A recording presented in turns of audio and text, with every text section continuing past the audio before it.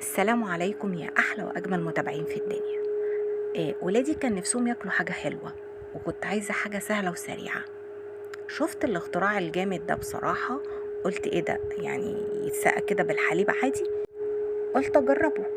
جربته وطلع حاجة كده روعة.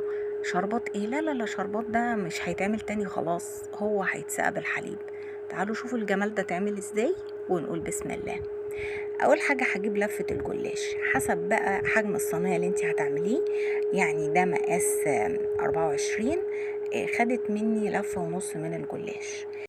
هاتي بقى نص كوبايه زبده على زيت ويدوب فوقيهم على البوتاجاز من فوق. وبدات جبت الصينيه بتاعتي ودهنتها وبطنتها حلوه قوي بالزبده. نخلينا بقى كده مع بعض واحده واحده. جبت بقى ورقه الجلاش وبدات ارصهم فوق بعض، طبعا حسب حجم الصينية أو القارب. لو الورقة كبيرة عليه زي ما احنا شايفين بتنيها نصين وبحطها كده فوق بعضيها. تمام.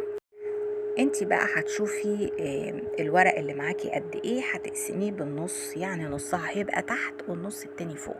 طبعا احنا مش هندهن اي مواد دهنية ما بين كل طبقة والتانية ولا حاجة، وهيطلع معانا مورق وروعة.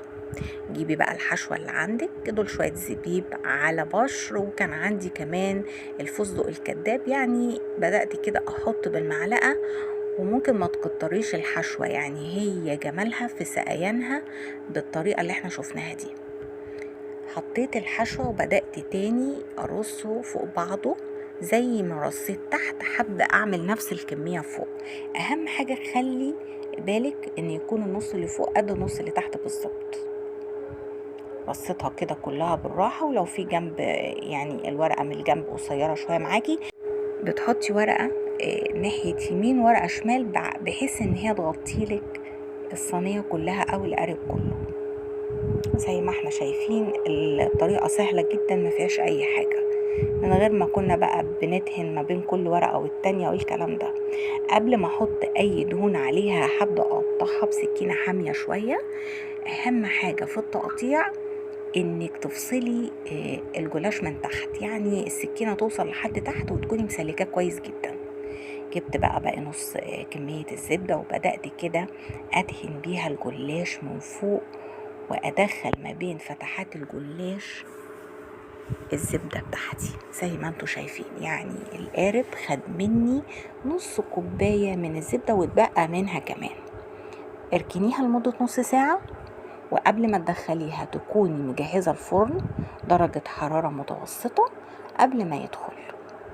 دخلنا الصينية على الرف في النص وبدأنا نحضر بقى التسقية بتاعته.